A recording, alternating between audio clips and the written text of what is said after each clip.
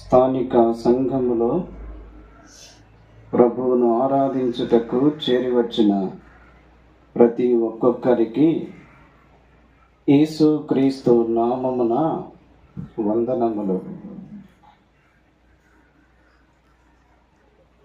ఈ ఉదయకాలము ఉండవెల్లిలో Christian assembly ప్రార్థనా మందిరములో వాక్య పరిచర్య చేయుటకు ప్రభువు నాకిచ్చిన అవకాశమును బట్టి, ఈ సహవాసమును బట్టి ప్రభువును స్తుతిస్తూ ఉన్నాను. మరియు బేత్లెహేము క్రిస్టియన్ అసెంబ్లీ కర్నూలు సంఘములోని బాధ్యత కలిగిన పెద్దలకు, అలాగే ఉండవెల్లిలో క్రిస్టియన్ అసెంబ్లీ సంఘములో భారము కలిగి నమ్మకముగా పరిచర్య చేస్తున్న దేవుని దాసులు రాజశేఖర్ గారి కుటుంబానికి, స్థానిక సంఘానికి కృతజ్ఞతలు తెలియచేస్తూ ఉన్నాను. కొద్ది నిమిషాలు మనము దేవుని వాక్యమును జ్ఞాపకం చేసుకుందాం. దేవుని గ్రంథములో నుండి పాత నిబంధనలో నిర్గమాకాండము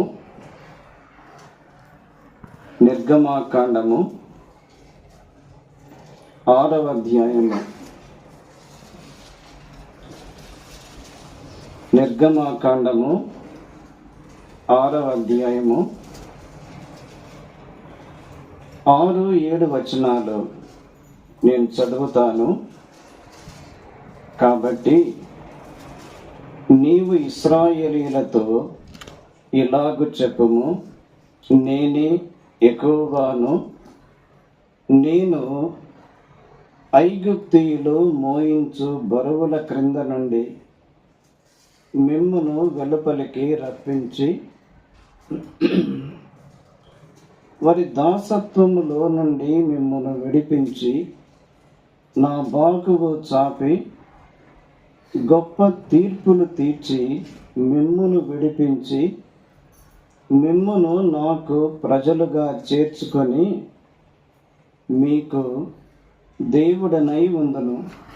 అప్పుడు ఐగుప్తీయుల బరువు క్రింద నుండి మిమ్మును వెలుపలికి రప్పించిన మీ దేవుడనైన యెహోవాను నేనే అని మీరు తెలుసుకొందురు.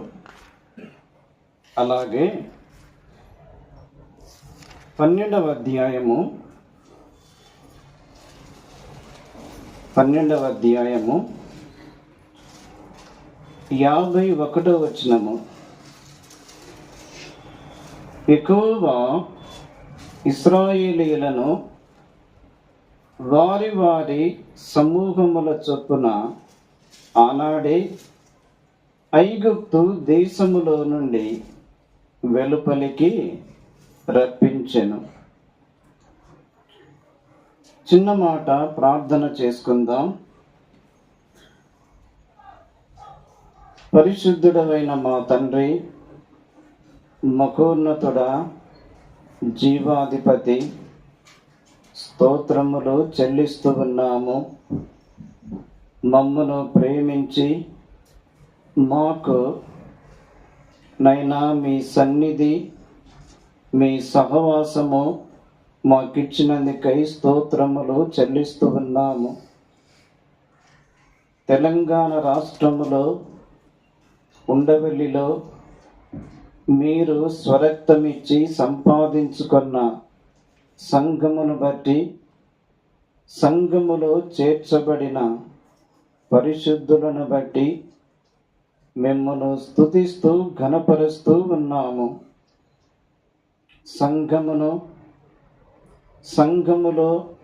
సంఘమునకు వెలుపల జరుగుతున్న పరిచర్యను మీరు దీవించండి.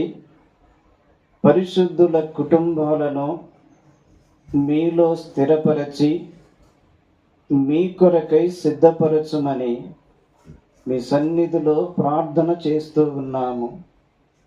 ఈ పరిచర్యలో మీ పని కొరకు, మీ పరిచర్య కొరకు నైనా తమ్మును తామే అప్పగించుకొని భారము కలిగి, బాధ్యత కలిగి పరిచర్య చేస్తున్న మీ దాసుడు, మా ప్రియ సహోదరుడు రాజశేఖర్ గారి కుటుంబాన్ని బట్టి మిమ్మల్ని స్తుతిస్తూ ఘనపరుస్తూ ఉన్నాము. మీ దాసుని కుటుంబానికి మీరు తోడై ఉండండి. మీ ఘనమైన పరిచర్యలో విరివిగా బలమైన పాత్రగా మీరు వాడుకొనండి. సంఘము చుట్టూ మీ కాపుదల, మీ భద్రత ఉంచండి. నైనా మీ గ్రంథములో నుండి మీ మాటలు చదువుకొని ఉండగా మాతో మీరు మాట్లాడమని, మమ్మును దర్శించుమని యేసు క్రీస్తు నామమున స్తోత్రములు చెల్లించి వేడుకొనుచున్నాము తండ్రి. ఆమేన్. ప్రభువునందు ప్రియులారా, ఈ ఉదయకాలము మనము దేవుని గ్రంథములో నుండి నిర్గమకాండము 6వ అధ్యాయములో 2 వచనాలు, అలాగే 12వ అధ్యాయములో ఆఖరి వచనము మనం చదువుకున్నాము. దేవుని గ్రంథములో పాత నిబంధనలో ప్రారంభములో దైవజనుడైన మోసే వ్రాసిన 5 కాండములు కదా. ఆది కాండము, నిర్గమకాండము, లేవియ కాండము, సంఖ్యాకాండము, ద్వితీయోపదేశ కాండము. ఈ 5 కాండములు దైవజనుడైన మోసే గారు వ్రాసినవి. ఈ 5 కాండములు ధర్మశాస్త్ర గ్రంథములు అని కూడా అంటారు. ఈ 5 కాండములు విలువైనవి, బలమైనవి, శ్రేష్టమైనవి. ఈ 5 కాండములలో ప్రతి కాండములో కూడా ఒక ప్రత్యేకతను మనము చూస్తున్నాము. ప్రతి కాండములో కూడా ఒక ప్రత్యేకత. ఏమిటి ఆ ప్రత్యేకత అంటే, ఆది కాండములో ప్రారంభము, ఆది కాండములో ప్రారంభము, అన్నిటికీ ప్రారంభము. నిర్గమకాండములో విమోచన, సంఖ్యాకాండములో ప్రయాణము, లేవియ కాండములో ఆరాధన, సంఖ్యాకాండములో ప్రయాణము, ద్వితీయోపదేశ కాండములో ఉపదేశము. ఆది కాండములో ప్రారంభము, నిర్గమకాండములో విమోచన, లేవియ కాండములో ఆరాధన, సంఖ్యాకాండములో ప్రయాణము, ద్వితీయోపదేశ కాండములో ఉపదేశము.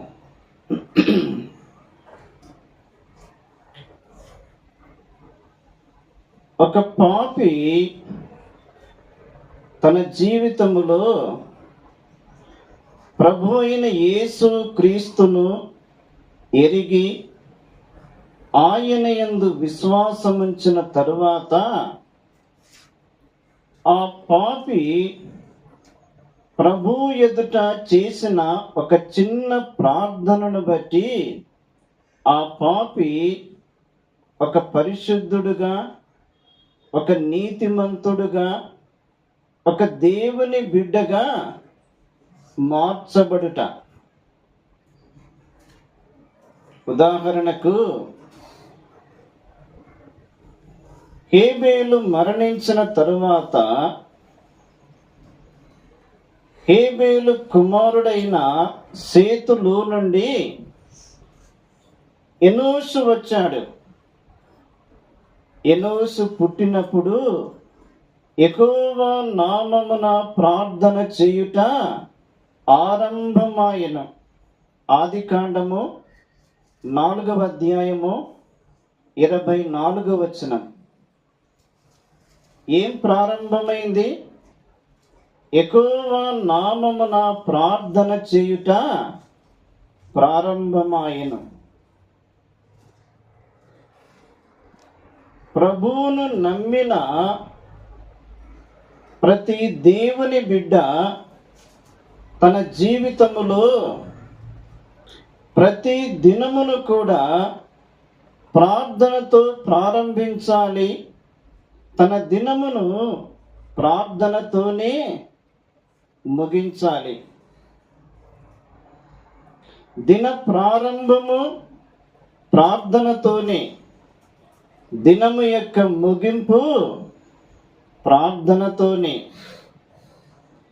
ఈ చక్కని అలవాటు మన వ్యక్తిగత జీవితములోనేమి, మన కుటుంబములోనేమి మనము అలవాటు చేసుకున్నప్పుడు ఈ అలవాటు మన వ్యక్తిగత జీవితములోనేమి, మన కుటుంబములోనేమి గొప్ప మార్పును తీసుకుని వస్తుంది.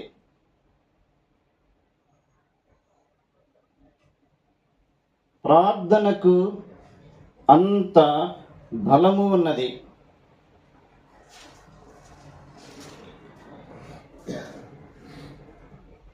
ఎవరు ప్రభు నామమును బట్టి ప్రార్థన చేయువాడెవడో వాడు రక్షింపబడును.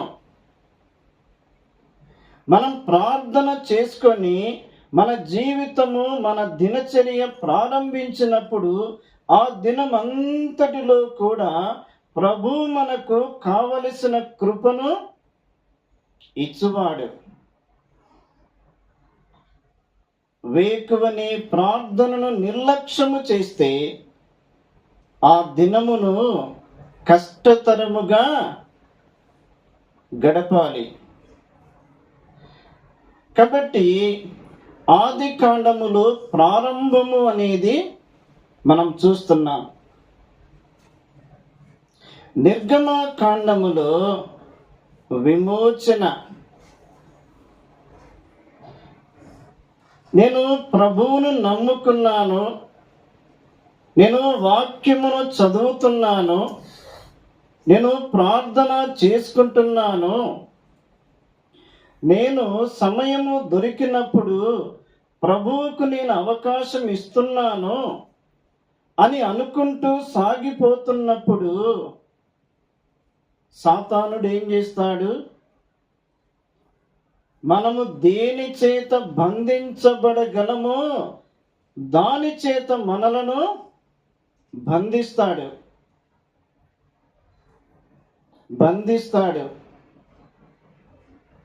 నిర్గమాకాండములో ప్రారంభములో అదే పరిస్థితి ఉంది. వారు బంధించబడిన వారు దాసులుగా ఉన్నారు, వారు బానిసలుగా ఉన్నారు. అదే సమయములో ఆ దాసత్వములో నుండి వారు ప్రభువుకు మొరపెట్టారు. ఇశ్రాయేలీలే, దేవుని చేత ఏర్పరచబడిన వారే, కానీ ఐగుప్తు దేశములో వారు ఎలాగున్నారు? దాసులుగా ఉన్నారు. ఆరాధన లేదు, ప్రార్థన లేదు, బలిపీఠము లేదు, దేవునితో సహవాసము లేదు, దేవుని ప్రత్యక్షత లేదు. ఎలా ఉన్నారు? దాసులుగా ఉన్నారు. అయితే మన ఆత్మీయ జీవితములో, మన ఆత్మ సంబంధమైన ప్రయాణములో మనలను విమోచించే దేవుడు, మనలను విడిపించే దేవుడు, మనకు ఆత్మ సంబంధమైన స్వాతంత్రమును ఇచ్చే దేవుడు.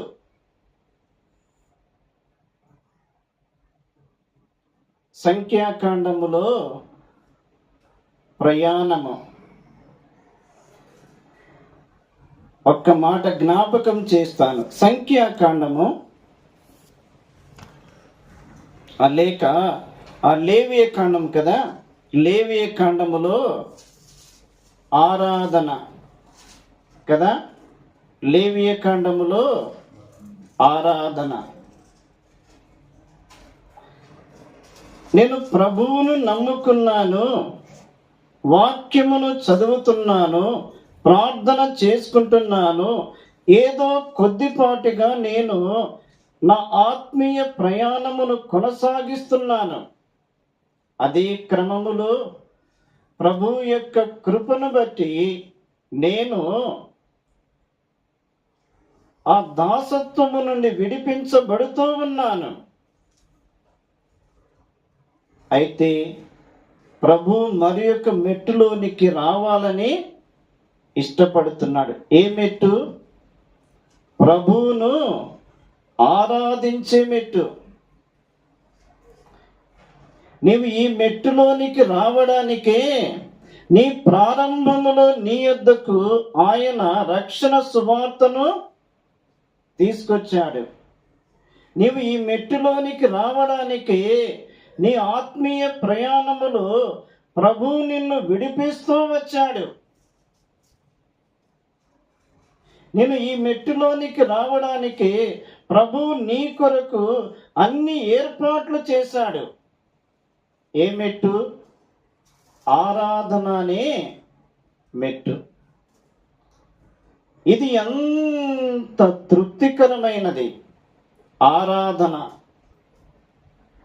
ఆరాధనలో దేవునికి స్తుతులు చెల్లించుట, ఆరాధనలో దేవుని ఘనపరచుట, ఆరాధనలో దేవుని హెచ్చించుట, ఆరాధనలో ఆత్మ సంబంధమైన బలులు అర్పించుట, ఆరాధనలో స్తుతి యాగమును అర్పించుట, ఆరాధనలో శ్రేష్టమైనవి ఆయనకు చెల్లించుట. చాలాసార్లు ఆరాధనను చాలా తక్కువగా భావిస్తారు. నీవెప్పుడైతే ఆరాధనను నీవు ఒక ప్రత్యేకమైనదిగా నీవు ఎంచి ఘనపరుస్తావో, నీ జీవితమును ప్రభు అంత ఉన్నతమైన స్థితికి తెచ్చువాడు. ఉదాహరణకు, ఎవరైనా మన క్లిష్టమైన పరిస్థితిలో ఒక 100 రూపాయలు సహాయం చేశాడు. మనం మర్చిపోతామా? లేదే. అతను కనబడినప్పుడల్లా అతడు చేసిన సహాయం మనకు గుర్తుకు వస్తూనే ఉంటుంది. ఒక మానవ మాతృనికి మనం అంత కృతజ్ఞత కలిగి ఉంటామే, మనలను ప్రేమించి రక్షించి విమోచించి సంఘములో చేర్చిన మన ప్రభువుకు ఇంకెంత కృతజ్ఞత కలిగి ఉండాలి. లేవియ కాండములో 5 బలులు మనకు కనిపిస్తాయి. లేవియ కాండములో 7 పండుగలు కనిపిస్తాయి. 5 బలులలో ప్రభు అయిన యేసు క్రీస్తు కనిపిస్తున్నాడు. 7 పండుగలలో ప్రభు అయిన యేసు క్రీస్తు కనిపిస్తున్నాడు. ఆది కాండములో ప్రారంభము, నిర్గమ కాండములో విమోచన, లేవియ కాండములో ఆరాధన, సంఖ్యాకాండములో ప్రయాణము. ఒక మాట జ్ఞాపకం చేసుకుందాం. సంఖ్యాకాండము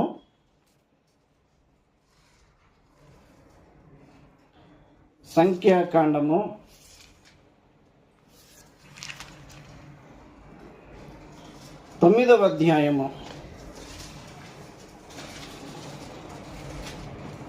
సంఖ్యాకాండము 9వ అధ్యాయము 20వ వచనం చూడండి. మేఘము కొన్ని దినములు మందిరం మీద నిలిచిన ఎడల వారును నిలిచిరి, ఎక్కువ నోటి మాట చొప్పుననే ప్రయాణము చేసిరి. అలాగే మేఘము సాయంకాలం మొదలుకొని ఉదయము వరకు నిలిచిన ఎడల ఉదయమందు ఆ మేఘము పైకెత్తబడగానే వారు ప్రయాణము చేసిరి. పగలేమి రాత్రి ఏమి ఆ మేఘం పైకెత్తబడినప్పుడే వారు ప్రయాణము చేసిరి. ఇక్కడ యాకోబు కుమారులు 12 మంది కదా. యాకోబు కుమారులు 12 మంది. ఈ 12 మంది 12 గోత్రములుగా ఉన్నారు. ఈ 12 గోత్రముల యొక్క మధ్యలో ఏమన్నది? ప్రత్యక్షపు గుడారము. 4 దిక్కులు, ఒక్కొక్క దిక్కున 3 గోత్రములు. తూర్పు దిక్కున 3 గోత్రాలు, పడమర దిక్కున 3 గోత్రాలు, ఉత్తరపు దిక్కున 3 గోత్రాలు, దక్షిణపు దిక్కున 3 గోత్రాలు. మధ్యలో ప్రత్యక్షపు గుడారము అనగా దేవుని మందిరము, దేవుని సన్నిధి ఉన్నది.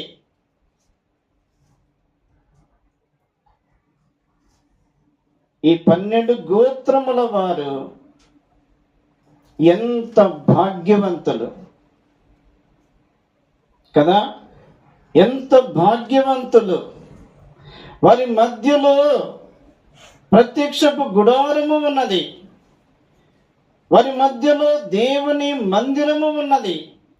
వారి మధ్యలో దేవుని సన్నిధి ఉన్నది. వారి మధ్యలో దేవుని యొక్క మేఘము ఉన్నది. వారి మధ్యలో దేవుడు ఉన్నాడు. వారెంత ధన్యులు. చాలా కుటుంబాలలో అన్నీ ఉంటాయి, అన్ని సౌకర్యాలు ఉంటాయి, కానీ ఆ కుటుంబములో ఎవరు ఉండరు? దేవుడు ఉండడు. దేవుడు లేని కుటుంబములో అన్ని ఉన్నా ఆ కుటుంబములో లోటు కనబడుతుంది, కొరత కనబడుతుంది. ఆ కుటుంబములో తృప్తి ఉండదు. దేవుడు ఏమన్నాడు మోసేతోటి? నేను వారిలో నివసించినట్లు వారు నాకు ఒక పరిశుద్ధ స్థలమును నిర్మించాలి. నేను వారిలో నివసించాలి, నేను వారి మధ్య నివసించాలి, నా సన్నిధి వారి మధ్య ఉండాలి అని దేవుని యొక్క కోరిక.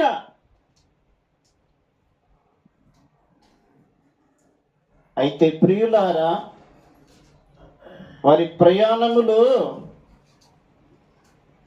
ప్రత్యక్షపు గుడారములో దేవుని యొక్క మేఘమును వారు కనిపెట్టుకొని ఉండాలి. పగలేమి రాత్రి ఏమి, ఒక వారము కానీ, ఒక నెల కానీ, ఒక సంవత్సరము కానీ ఆ ప్రత్యక్షపు గుడారము మీద, దేవుని మందిరము మీద దేవుని మేఘము నిలిచినప్పుడు వారి ప్రయాణము ఆగిపోవాలి. ఆ మేఘము ఎప్పుడైతే పైకెత్తబడుతుందో వారి ప్రయాణం ముందుకు సాగాలి. మన ప్రయాణములో మన గురి మన ప్రభువే. మన ప్రభు వైపు చూడాలి.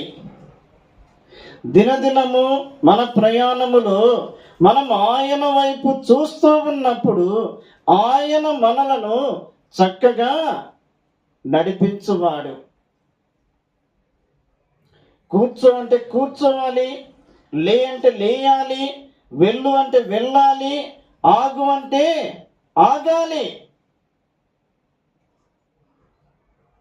ఆయనకిష్టమైన రీతిలో వెళుతున్నప్పుడు ఆయన కార్యాలు ఆశ్చర్యకరముగా ఉంటాయి. ఆయన కవిధేయత చూపిస్తున్నప్పుడు ఆయన వారి మధ్య ఉండడు. ఒక సందర్భములో దేవుడు వారి మధ్య లేడు. దేవుడు వారి మధ్య లేడు.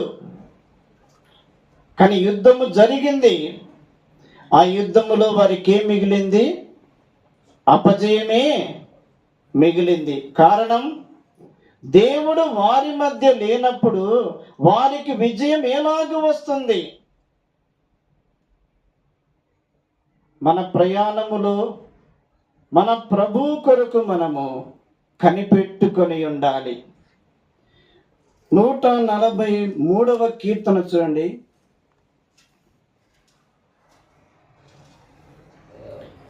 143వ కీర్తన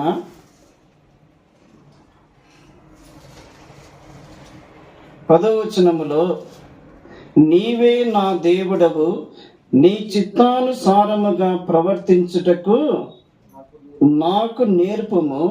దయగల నీ ఆత్మ సమభూమి గల ప్రదేశమందు నన్ను నడిపించునుగాక. భక్తుడు ప్రార్థన చేస్తున్నాడు. ఏమని? నీవే నా దేవుడవు, నీ చిత్తానుసారముగా ప్రవర్తించుటకు నాకు నేర్పుము.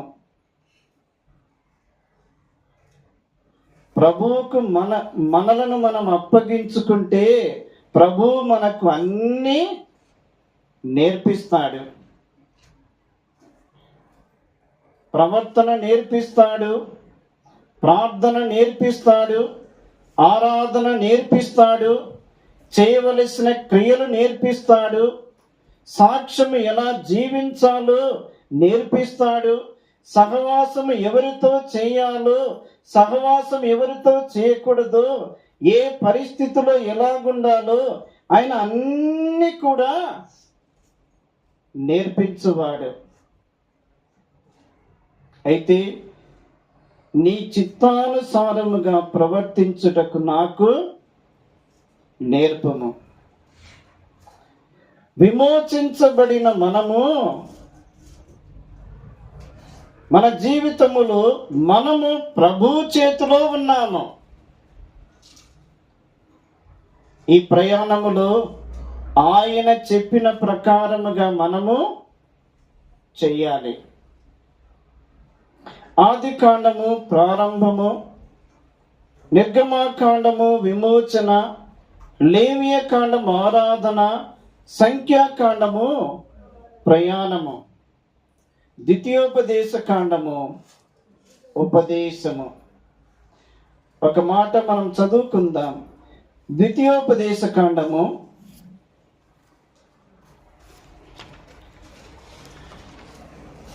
32వ అధ్యాయము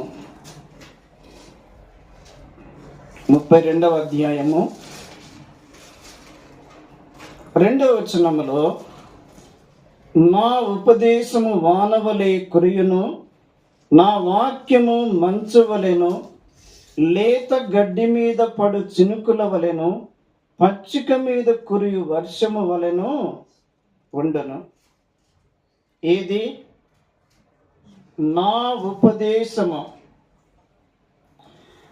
ఉపదేశము వానవలే కురియును, నా వాక్యము మంచు వలెను, లేత గడ్డి మీద పడు చినుకుల వలెను, పచ్చిక మీద కురియు వర్షము వలెను ఉండను.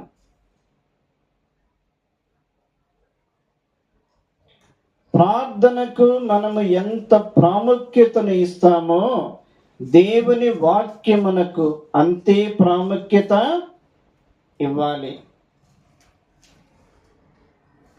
వాక్యమును తక్కువ చేసి ప్రార్థన ఎక్కువ చేయడం కాదు, ప్రార్థన తక్కువ చేసి వాక్యము ఎక్కువ చేయడం కాదు. వాక్యము ప్రార్థన ఆత్మీయ ప్రయాణములో సమతుల్యముగా వెళ్ళిపోవాలి.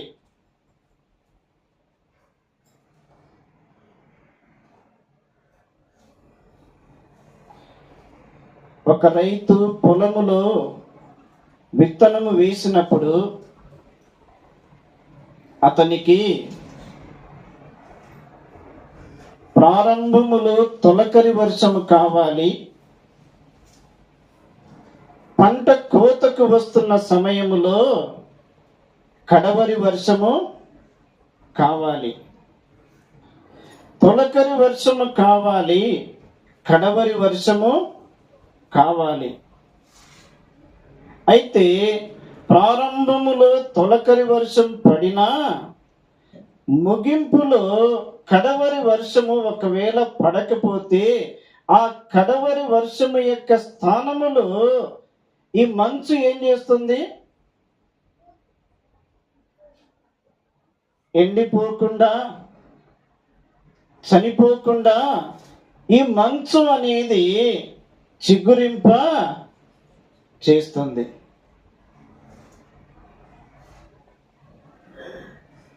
దేవుని ఉపదేశము అంత విలువైనది.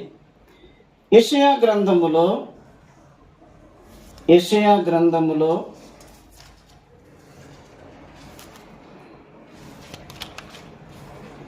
55వ అధ్యాయం చూడండి. 55వ అధ్యాయము 10వ వచనములో వర్షమును హిమమును ఆకాశము నుండి వచ్చి అక్కడికి ఎలాగు మరలక భూమిని తడిపి విత్తువానికి విత్తనమును భుజించువానికి ఆహారమును కలుగుటకై అది చిగుర్చి వర్ధిల్లునట్లు చేయును. గమనించాలి, వర్షమును హిమమును ఎక్కడ నుండి వచ్చును? ఆకాశము నుండి వచ్చును కదా. వర్షము హిమము ఆకాశము నుండి వచ్చుట. వర్షము హిమము ఆకాశము నుండి వచ్చి ఏం చేస్తున్నాయి? భూమిని తడిపి విత్తువానికి విత్తనమును భుజించువానికి ఆహారమును కలుగుటకై అది చిగుర్చి వర్ధిల్లునట్లు చేయును. ఏది? వర్షము హిమము. ఈ రెండు చేసే పనులేమిటి అంటే విత్తువానికి విత్తనమునిస్తున్నాయి, భుజించువానికి ఆహారము కలుగుటకై చిగురింప చేస్తున్నాయి, వర్ధిల్లునట్లు చేస్తున్నాయి. అలాగే నా నోట నుండి వచ్చు వచనము నిష్ఫలముగా నా యొద్దకు మరలక అది నాకు అనుకూలమైన దానిని నెరవేర్చును. ఆకాశము నుండి వర్షము హిమము క్రిందికి వచ్చినప్పుడు తిరిగి మరలా పైకి వెళుతుందా? చెప్పండి. వర్షము హిమము ఆకాశము నుండి క్రింద పడిన తరువాత తిరిగి మరలా ఆకాశమునకు వెళుతుందా? వెళ్ళదే. దేవుని వాక్యము దేవుని యొద్ద నుండి క్రిందికి వచ్చిన తరువాత అది నిష్ఫలముగా మరలా తిరిగి ఆయన యొద్దకు వెళ్ళదు. ఏం చేస్తుంది? ఆయనకు అనుకూలమైన దానిని నెరవేర్చును. ఎవరి యొక్క హృదయములోనికి ఏ మాటలు అవసరమో, ఎవరి యొక్క జీవితానికి ఏ మాటలు అవసరమో, ఏ కుటుంబానికి ఏ మాటలు అవసరమో, ఏ సంఘానికి ఏ వర్తమానం అవసరమో, ఆ వర్తమానము పరలోకము నుండి, మహిమలో నుండి, దైవ సన్నిధిలో నుండి ఆత్మ ద్వారా ఆ వర్తమానం అందించబడి వ్యక్తిత్వానికి, కుటుంబానికి, సంఘానికి పనిచేసి ఫలభరితులుగా చేయును. కాబట్టి ప్రార్థన, వాక్యము ఈ రెండు చాలా ప్రాముఖ్యమైనవి. దైవజనుడైన మోసే ద్వితీయోపదేశ కాండములో, ఆది కాండములో, నిర్గమ కాండములో, లేవియ కాండములో, సంఖ్యాకాండములో ఉన్న ఆ సంగతులే తిరిగి వారి ప్రయాణములో జ్ఞాపకము చేస్తున్నాడు. దేవుడు కొన్నిసార్లు మనము విన్నవే మాటి మాటికి ఆయన జ్ఞాపకము చేస్తున్నాడు అంటే ఆ వర్తమానమునకు మనము సంపూర్ణముగా లోబడాలి. సామెతల గ్రంథము 1వ అధ్యాయము,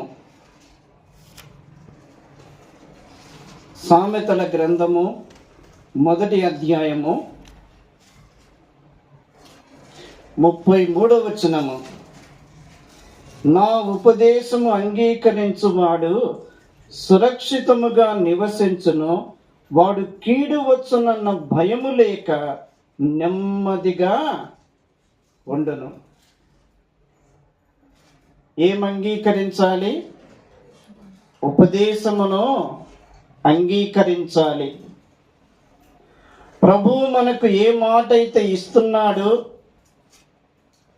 ప్రభువు మనకు ఏ వర్తమానమునైతే ఇస్తున్నాడు, ప్రభువు మనకు ఏ తలంపులైతే జ్ఞాపకము చేస్తున్నాడు, ఆ మాటలకు, ఆ వర్తమానమునకు, ఆ తలంపులకు మనము లోబడి ఉన్నప్పుడు మనలను ఆయన సురక్షితముగా ఉంచును. ఎన్నిసార్లు గద్దించినను లోబడని వాడు హఠాత్తుగా నాశనమగును. కాబట్టి ఈ 5 ప్రత్యేకతలు చాలా ప్రాముఖ్యమైనవి. అయితే ప్రియులారా, ఇశ్రాయేలీయులు ఐగుప్తు దేశములోనికి వారు ఎలా వచ్చారు? ఇశ్రాయేలీయులు ఐగుప్తు దేశములోనికి వారు ఎలా వచ్చారు అంటే, యాకోబు కుమారుడైన యోసేపు ఉన్నాడు కదా, యోసేపు తండ్రి యొద్ద నుండి అరణ్యములో మందలు మేపుచున్న సహోదరుల యొద్దకు పంపబడెను. యోసేపు తండ్రి ఇంటిలో నుండి, కనాను దేశములో నుండి అరణ్యములో మందలు మేపుచున్న సహోదరుల యొద్దకు బయలుదేరి వస్తూ ఉన్నాడు. దూరము నుండి అన్నలు చూచారు. చూచి ఈ యోసేపును మనము చంపివేయాలి. అప్పటికే వారు దురాలోచన చేస్తూ ఉన్నారు. వారు అసూయపడ్డారు. వారు మరింత పగను పెంచుకున్నారు. ఇదే మంచి సమయం అనుకున్నారు. యోసేపును చంపకుండా ఏం చేశారు? వట్టి గుంటలో పడవేశారు. ఆ వట్టి గుంటలో నుండి పైకి తీశారు. వర్తకులు ఆ మీదుగా వెళుతూ ఉండగా వారికి 20 తులముల వెండికి అమ్మివేశారు. ఇప్పుడు యోసేపు పోతీఫరు అను ఒక ఐగుప్తీయుని ఇంట ఉన్నాడు. ఎలా ఉన్నాడు? ఒక దాసుడుగా ఉన్నాడు, ఒక పరిచారకుడుగా ఉన్నాడు. కనాను దేశములో తండ్రి ఇంటిలో నుండి బయలుదేరిన యోసేపు ఇప్పుడు పోతీఫరును ఒక ఐగుప్తీయుని ఇంట, ఒక అన్యుని ఇంట ఒక నమ్మకమైన వ్యక్తి ఉన్నాడు. ఏం జరిగింది? పోతీఫరు భార్య వలన యోసేపుకు పెద్ద శోధన వచ్చింది. ఆ శోధనలో యోసేపు పడిపోకుండా దూరముగా పారిపోయాడు. పారిపోయిన యోసేపును చూసి భార్య భర్తతో యోసేపు మీద చాడీలు చెప్పి చెరసాలలో వేయించింది. చెరసాలలో ఎవరున్నారు? యోసేపు వేయబడిన చెరసాలలో పానదాయకుడు ఉన్నాడు, భాక్షాకారుడు ఉన్నాడు. వారిద్దరు కలగన్నారు. వారి కల భావము యోసేపు చెప్పాడు. అదే సమయములో ఐగుప్తు దేశములో ఫరో కలగన్నాడు. ఆ కలభావము ఎవ్వరూ చెప్పలేకపోయారు. అప్పుడు దేవుడే యోసేపును ఫరో ఎదుటికి రప్పించాడు.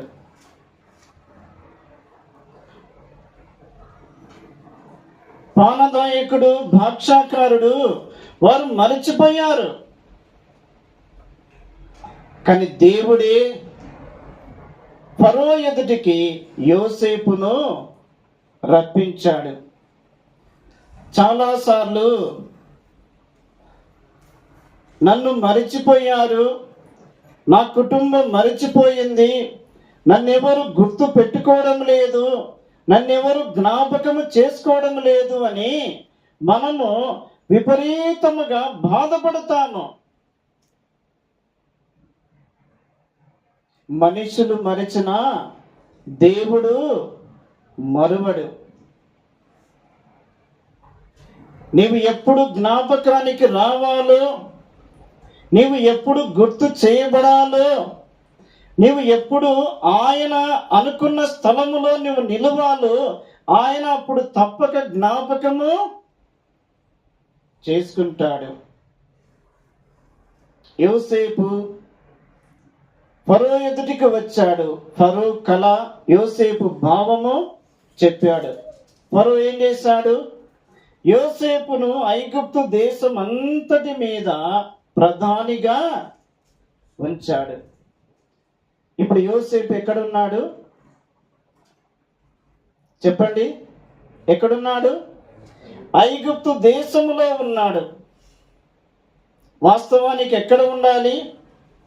కనాను దేశములో తండ్రి ఇంటిలో ఉండవలసిన యోసేపు ఐగుప్తు దేశములో అన్యుల ప్రదేశములో ఒక భక్తుడు, ఒక నమ్మకమైన వ్యక్తి ఐగుప్తు దేశములో ఒక ప్రధానిగా ఉన్నాడు. కనాను దేశములో కరువు వచ్చింది. ఐగుప్తు దేశములో ధాన్యము సమకూర్చబడుతుంది. ఇప్పుడు ధాన్యము కొనుక్కోవడానికి కనాను దేశము నుండి తండ్రి అయిన యాకోబు కుటుంబములో నుండి అన్నలు బయలుదేరి ఎక్కడికి వచ్చారు? ఐగుప్తు దేశములో ఉన్న యోసేపు యొద్దకు వచ్చారు. యోసేపు వారిని గుర్తుపట్టెను. ఒక మాట చూడండి, ఆదికాండము 41 42వ అధ్యాయము 42వ అధ్యాయము 8వ వచనములో యోసేపు తన సహోదరులను గుర్తుపట్టెను గాని వారతని గుర్తుపట్టలేదు. 7వ వచనములో యోసేపు తన సహోదరులను చూచి వారిని గుర్తుపట్టి వారికి అన్యుని వలె కనబడి వారితో కఠినముగా మాట్లాడి మీరెక్కడ నుండి వచ్చితురని అడిగెను.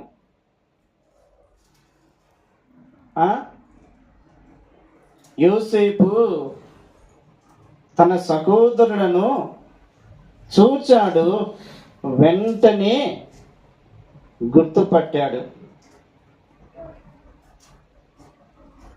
అసూయ పడిన వారు, మరింత పగను పెంచుకున్నవారు, చంపాలని దురాలోచన చేసిన వారు, గుంటలో వేసిన వారు, గుంటలో నుండి పైకి తీసిన వారు, వర్తకులకు అమ్మివేసిన వారు యోసేపును మరిచిపోయారు.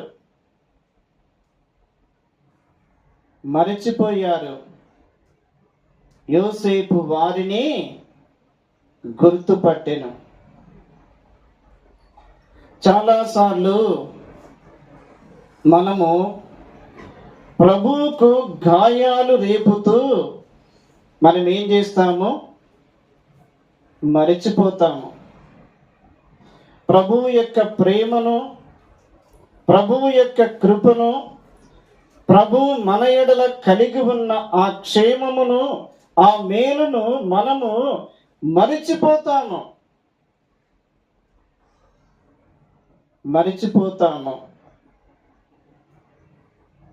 వాస్తవానికి యోసేపు ఐగుప్తు దేశములో ఉన్నాడు, ఒక అన్యుల ప్రదేశములో ఉన్నాడు.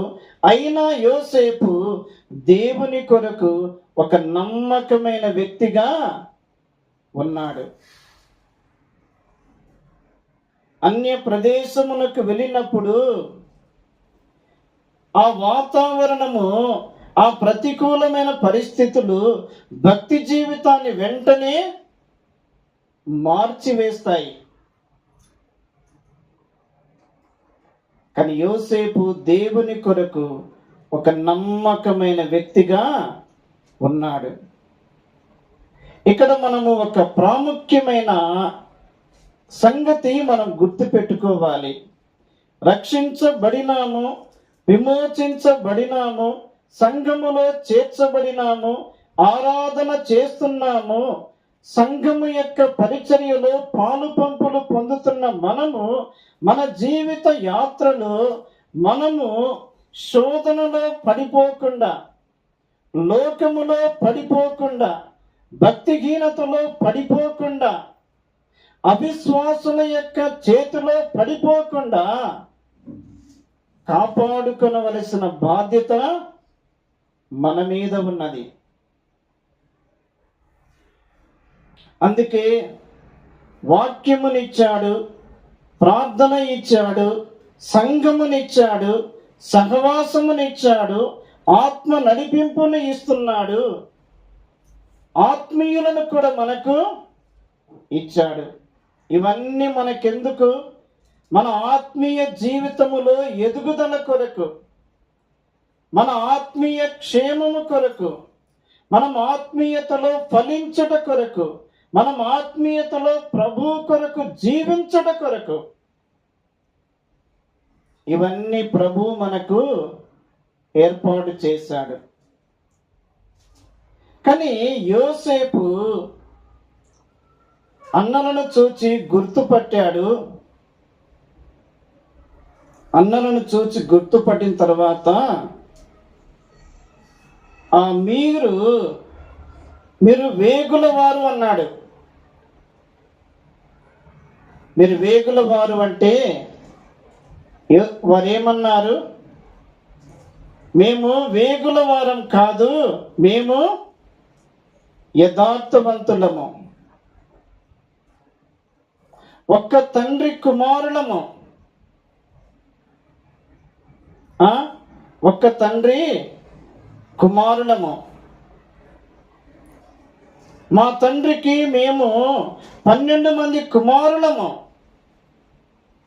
ఆ 12 మంది కుమారులలో ఒకడు మా తండ్రి యొద్ద ఉన్నాడు, ఒకడు లేడు. ఎవరితో అంటున్నారు? ఎవరితో అంటున్నారు? అన్నలు యోసేపుతోనే అంటున్నారు. ఏమని? మా తండ్రి యొద్ద ఒకడున్నాడు, ఒకడు లేడు, మేము 10 మందిమిగా ఉన్నాము. ఆ మాట విన్నప్పుడు యోసేపు చాలా బాధపడినాడు. బాధపడి యోసేపు వారిని చూచి వారి కొరకు భోజన ఏర్పాటు కూడా చేశాడు. ఎందుకు? వారు కలిసి భోజనం చేయుట కొరకు. హెబ్రీయులకు ఐగుప్తీయులకు వేరువేరుగా భోజన ఏర్పాటు ఉంటుంది. కాబట్టి వీరు కలిసి భోజనము చేయుట కొరకై భోజన ఏర్పాటు కూడా చేశాడు. మాత్రమే కాకుండా యోసేపు తండ్రిని, ఆ తండ్రికి కలిగిన కుమారులను, వారి కుటుంబం అంతటిని ఎక్కడికి తీసుకొచ్చాడు? ఎక్కడికి తీసుకొచ్చాడు? ఐగుప్తు దేశమునకు తీసుకొచ్చాడు. కనాను దేశములో ఉన్న యాకోబు కుటుంబము ఐగుప్తు దేశమునకు వచ్చారు. ఐగుప్తు దేశములో వారు 70 మందిగా ఉన్నారు. ఇక్కడ ఒక మాట నేను జ్ఞాపకం చేసి నేను ముగిస్తాను. నిర్గమాకాండము 1వ అధ్యాయము.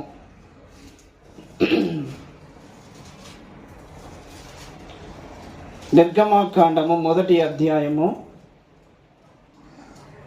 5వ వచనములో, యాకోబు గర్భమున పుట్టిన వారందరూ 70 మంది. అప్పటికి యోసేపు ఐగుప్తులో ఉండెను. యోసేపును అతని అన్నదమ్ములందరూ, ఆ తరము వారందరూ చనిపోయిరి. ఎంతమంది? 70 మందిగా ఐగుప్తు దేశములో దేవుని ప్రజలైన ఇశ్రాయేలీయులుగా ఉన్నారు. అయితే ఐగుప్తు దేశములో దేవుని ప్రజలైన ఇశ్రాయేలీయులు 430 సంవత్సరాలు వీరు దాసులుగా ఉన్నారు. దాసులుగా ఉన్నారు. 430 సంవత్సరాలు. సంవత్సరానికి మన లెక్క ప్రకారము ఎన్ని రోజులు? 365 రోజులు. సంవత్సరానికి 365 రోజులైతే 430 సంవత్సరాలకు ఎన్ని రోజులు అవుతాయి?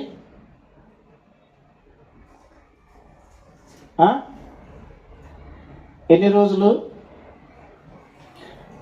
1,56,950 రోజులు. ఎన్ని రోజులు? 1,56,950 రోజులు ఇశ్రాయేలీయులు ఐగుప్తు దేశములో ఫరో చేతి క్రింద దాసులుగా ఉన్నారు. ఈ 430 సంవత్సరాలలో ప్రతి దినము కూడా వారు కష్టతరంగానే గడిపారు. ఎందుకు? వెట్టి పనులు చేయించుకున్నారు. ఈ వెట్టి పనులు చేయించే వారు అధికారులు కూడా ఉన్నారు. ఈ అధికారులకు ఫరో ఏం చేశాడు? ఆజ్ఞ ఇచ్చాడు. కాబట్టి పొలములో చేయే ప్రతి పని ఏమి, జిగటం వంటి పనిలోను, ఇటుకల పనిలోను, ప్రతి పనిలో కూడా కఠినమైన సేవ చేశారు. ఒక్కసారి ఆదికాండము 17వ అధ్యాయము, ఆదికాండము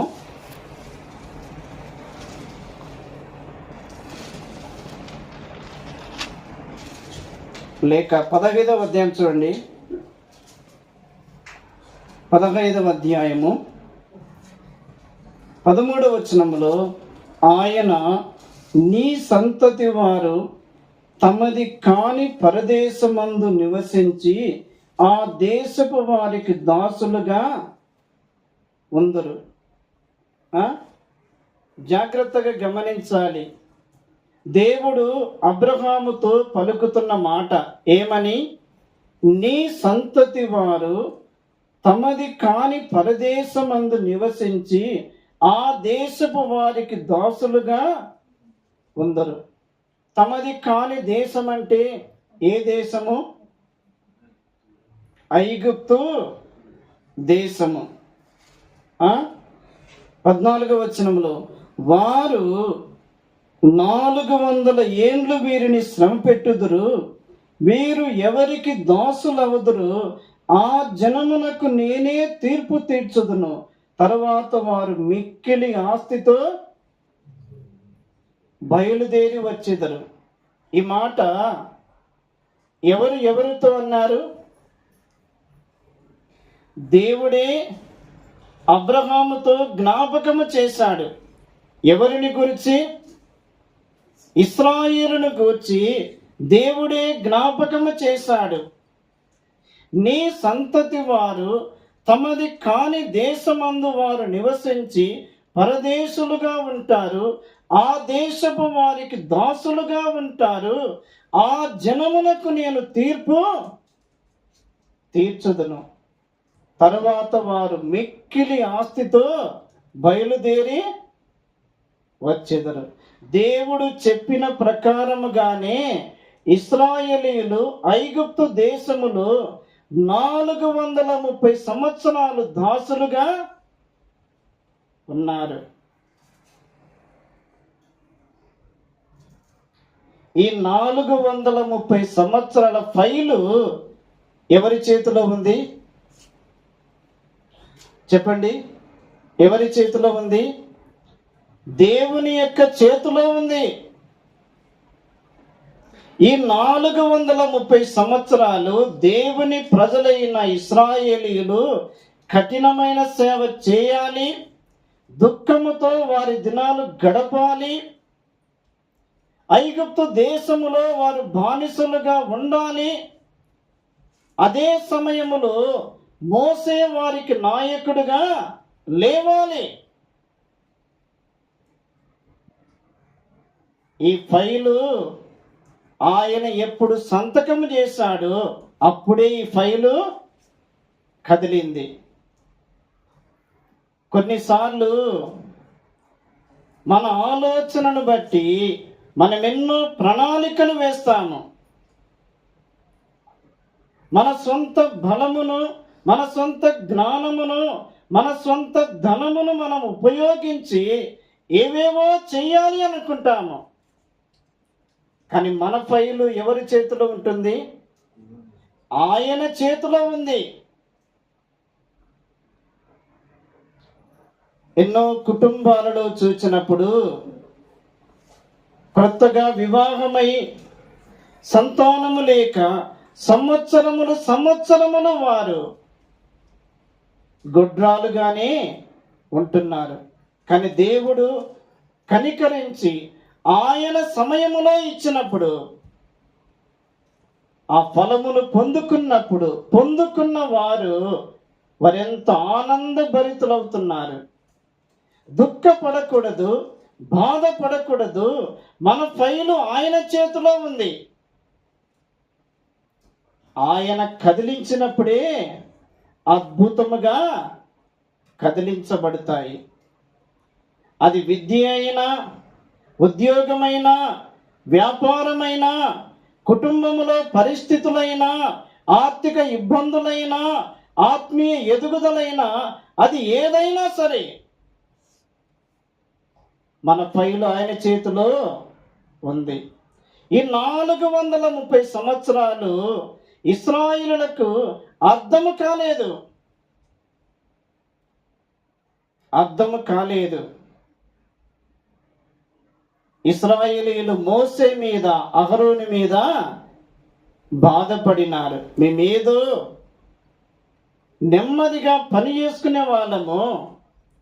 దేవుని ప్రజలైన ఇశ్రాయేలులకు తెలియకుండా దేవుడు చెప్పిన ప్రకారముగా మోసే, అహరోను ఫరో యొద్దకు వెళ్ళి అడిగినప్పుడు ఫరో ఏం చేశాడు?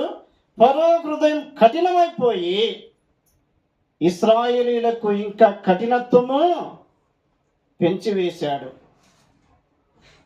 కానీ దేవుడు ఆ జనమునకు గొప్ప తీర్పులు తెచ్చి తన బలమైన బాకువు చేత విస్తారమైన ఆస్తితో ఐగుప్తు దేశములో నుండి వెలుపలికి రప్పించాడు. ఆయన ఆశ్చర్య కార్యములు చేయవాడు, అద్భుతమైన కార్యాలు చేయవాడు. మన జీవితాలకు ఆయన బలమును చేకూర్చువాడు. అట్టి ప్రభువును ఘనపరచుచు ఆయన కొరకు జీవించడానికి ఆయన తన కృపను మనకు దయచేయునుగాక. దేవుడు ఈ మాటలు దీవించునుగాక.